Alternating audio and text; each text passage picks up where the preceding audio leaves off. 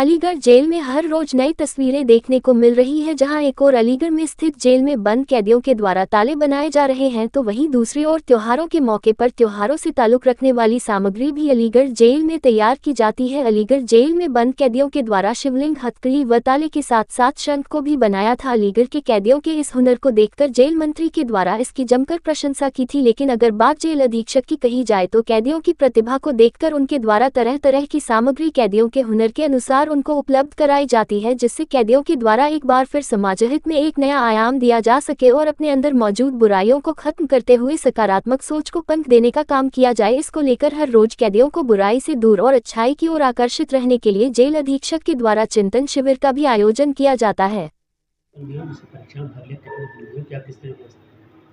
Uttar Pradesh police भर्ती board के माध्यम से जो सिपाहियों की भर्ती चल रही है, उसकी प्रक्रिया परीक्षा प्रणाली, उसके अंतर्गत जिला कारागार अलीगढ़ में 2 ऐसे बंदी थे जो सिपाही की भर्ती के लिए एग्ज़ाम देने के लिए गए माननीय न्यायालय के आदेशानुक्रम में, जिसमें एक बंदी जिसका नाम विजय कुमार था, वह हाथरस परीक्षा देने के लिए गया।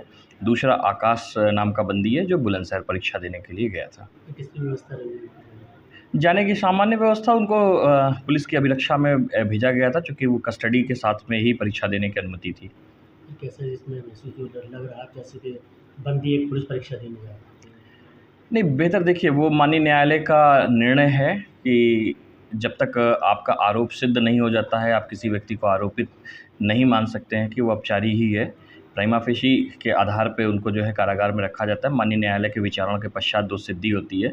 तो जब तक दोष सिद्धि नहीं होती है, उसको शैक्षिक जो हमारा अधिकार है, संविधान के अंतर्गत प्राप्त है, उसी के अनुक्रम में कहीं न कहीं परीक्षा की अनुमति प्राप्त हुई है और अपने भविष्य को बनाने के लिए बच्चों के माध्यम से, बच्चों के द्वारा परीक्षा दी गई है।